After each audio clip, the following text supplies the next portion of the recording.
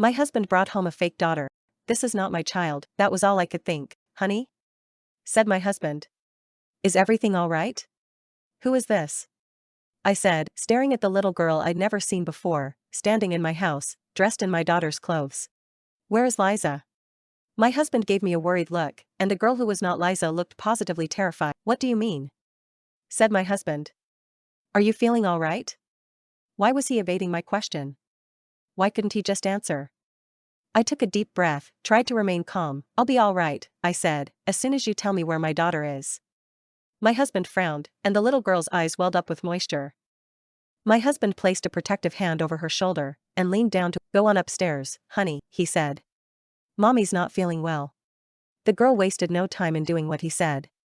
She clutched her schoolbooks to her chest and barreled past me, rushing up the stairs. I heard the door of my daughter's room slam.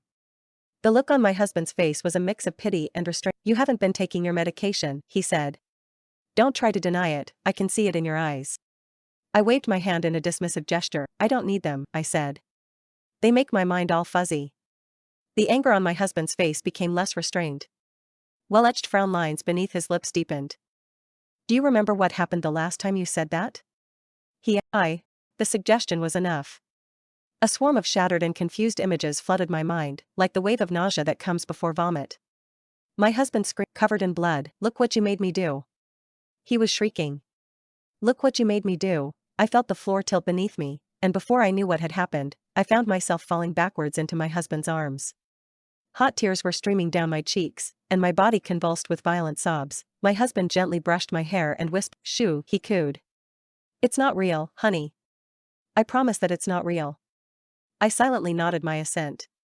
I let him carry me up to our bedroom and lay me gently down on the bed. He walked over to the dresser where he kept the cocktail of drugs that I took every day to maintain my sanity.